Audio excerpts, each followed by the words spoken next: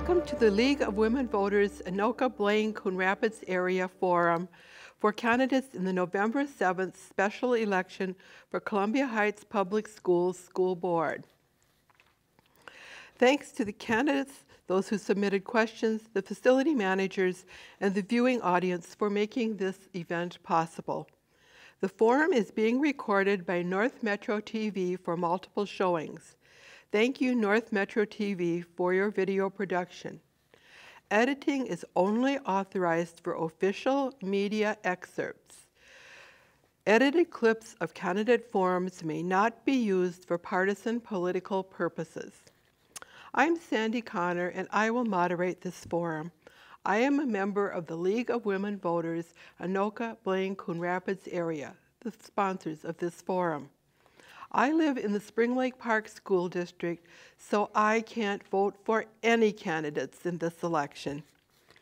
The League is a volunteer, nonpartisan organization that encourages informed and active participation in government and works to increase understanding of major public policy issues and influence public policy through education and advocacy. In the Columbia Heights School Board special election, 3 candidates are competing for 1 vacated at-large seat. Since school board positions are nonpartisan, there are no party designations in this election. All candidates for this race were invited to participate in the forum. Candidates Cheryl Ekstrand and Greg Westerberg were unable to or declined to attend. The League of Women Voters does not support or oppose any political parties or candidates for office.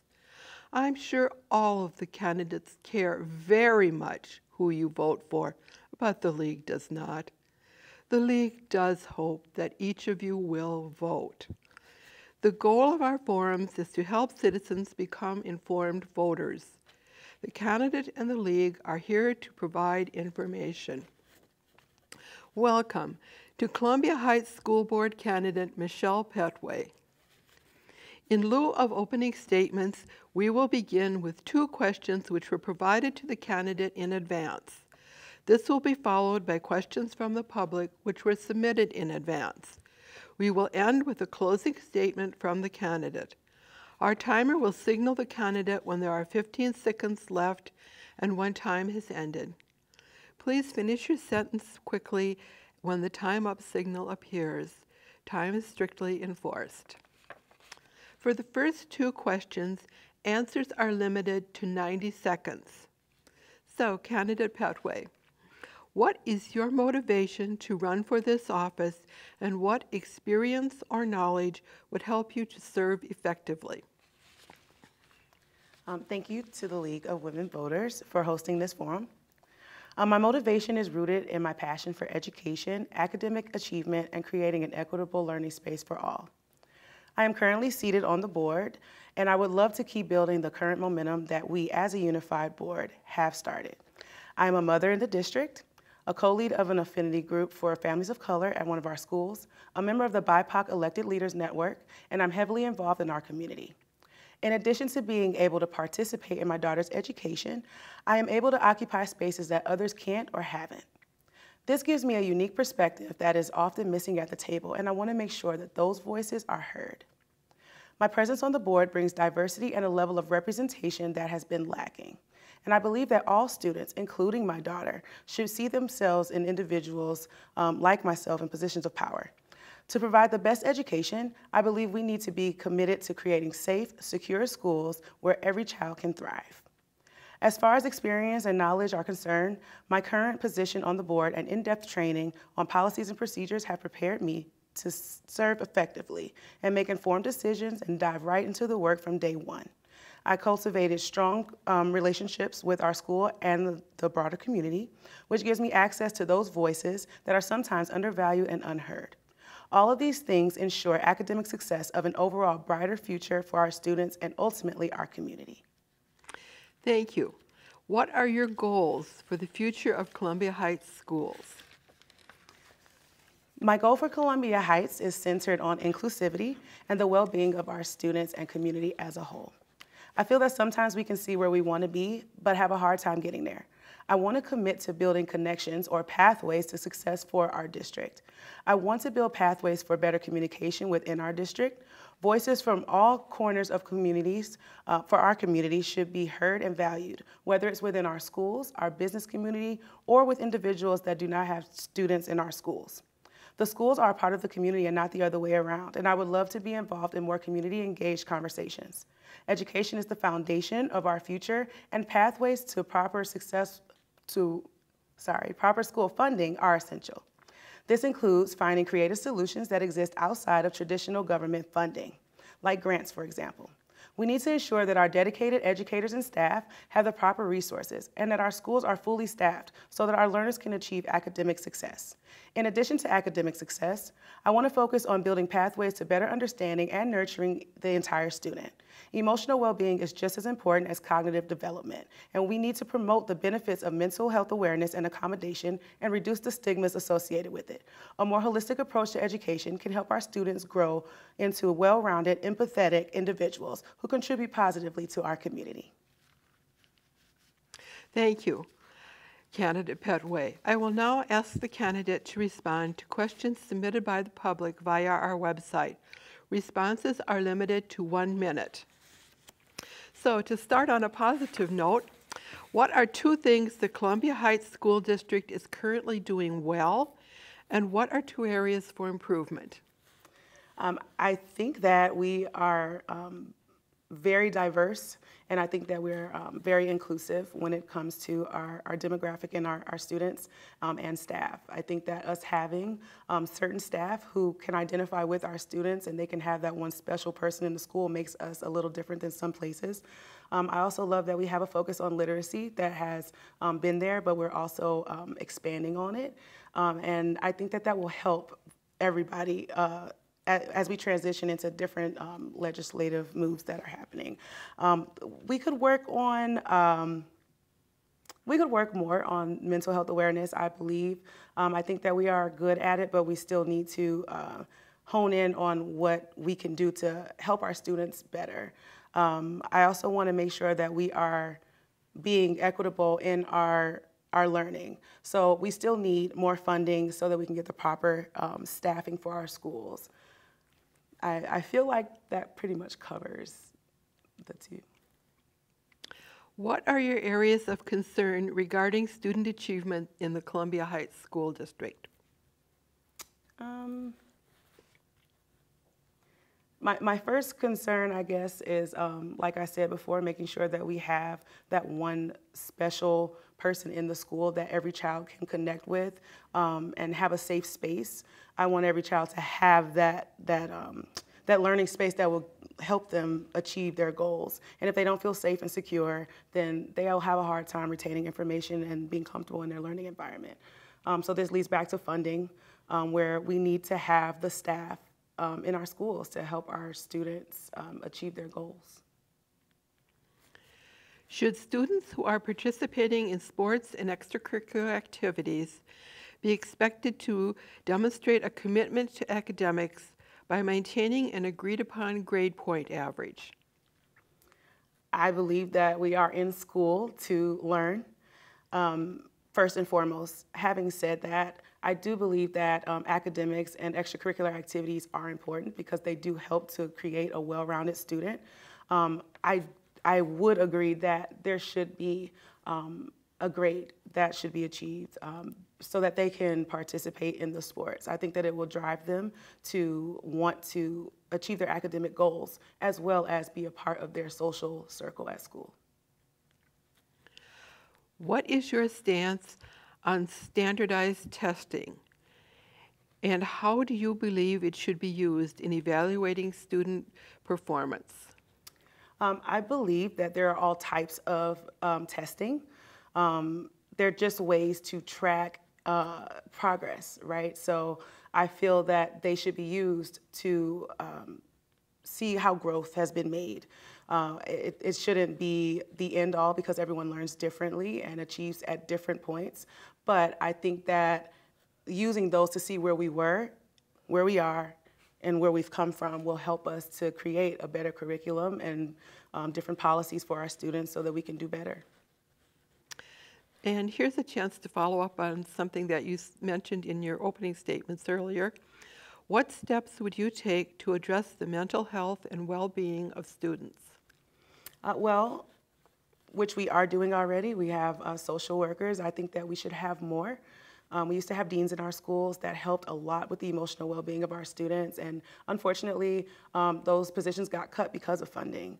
And I think that those positions are very important because they help a child know that they do have a safe space outside of the classroom and a learning environment where they can go and have whatever they need, whether it be just time to themselves or to talk. And I think that that's very important because, like I said, a child who is mentally well will definitely keep the information, retain the information, and learn well.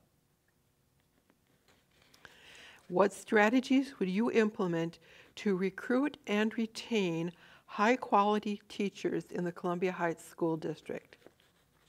I think as a school board member, so we're, governance and policy mostly, so we don't hire directly, but we do entrust that job to our superintendent who we make sure knows that, we expect certain things. And I feel like our superintendent is very, very good at her job, and she definitely makes sure that the people who are brought in are well-educated and have their credentials and know what our students need in their curriculum. What role do you think parents have in their students' academic education? Oh, I think they have a huge role. As a parent, I love the fact that I can communicate with my daughter's teacher.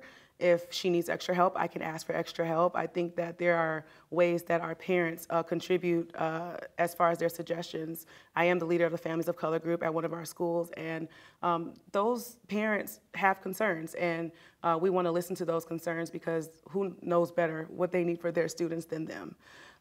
So they're not the end all, but we definitely want to make sure that we are listening to our community.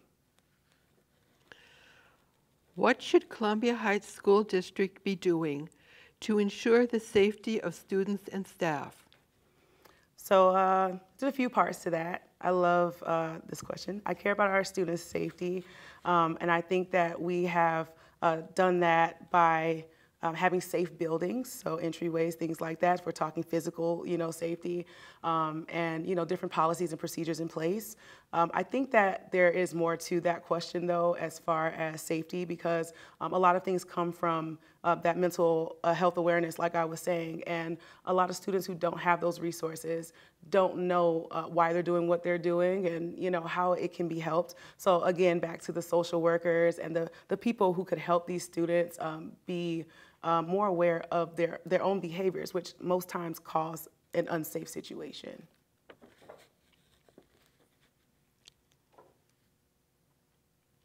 What opportunities would you provide for parents and community members to communicate concerns they have about Columbia Heights schools? Well, first, I would say come to our school board meetings. I think that they are a great way to ask a question if you want to. There's a time to do that.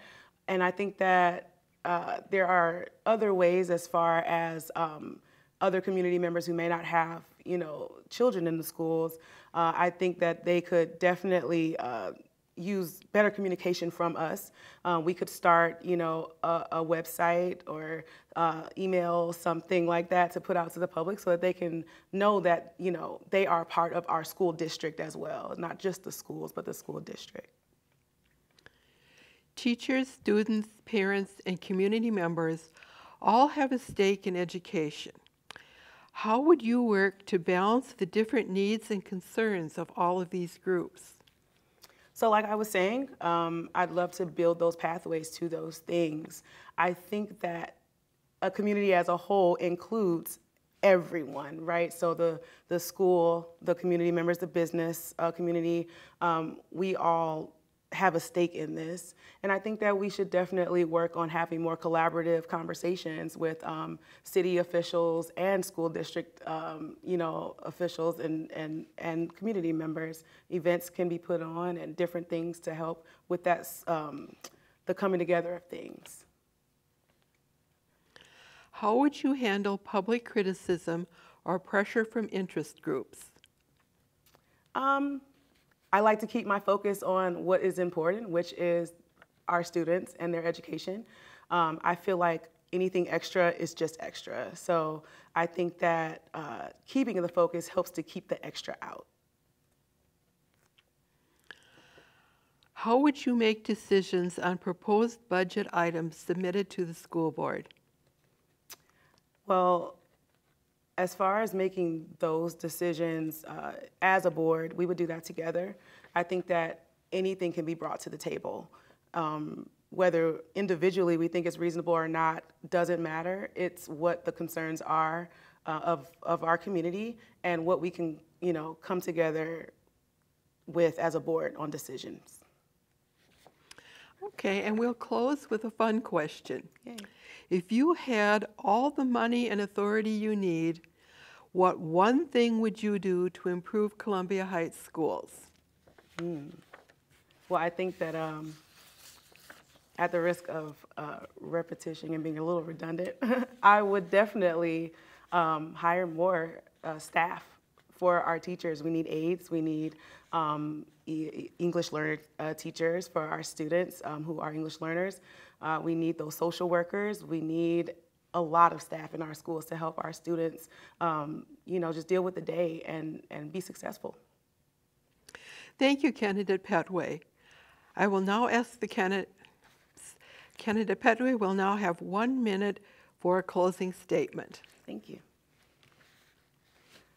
I'm a dedicated advocate for our students' academic, physical, and emotional well-being.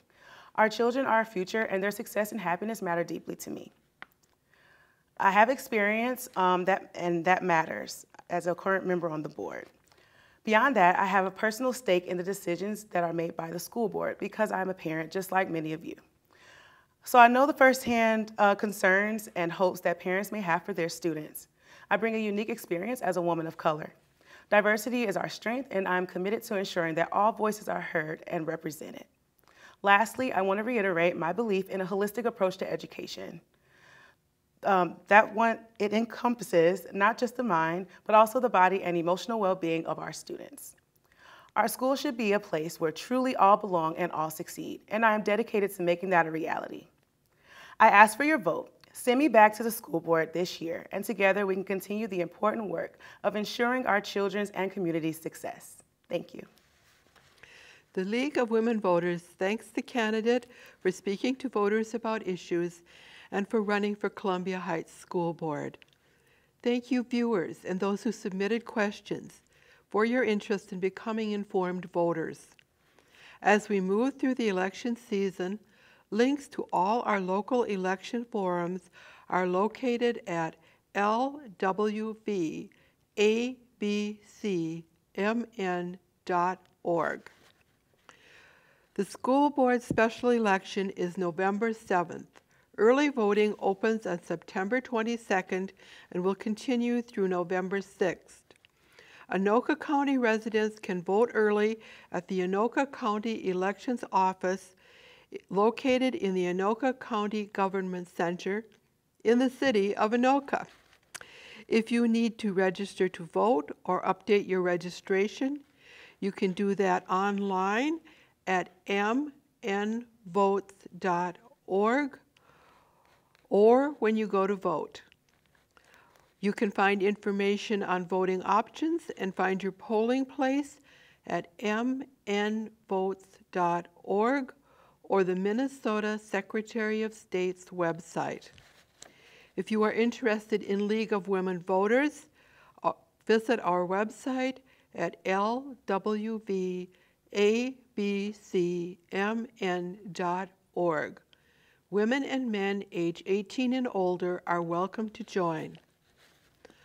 Our democracy depends on citizen involvement. Make your voice heard in the school board election by voting on or before November 7th. Your vote is your voice.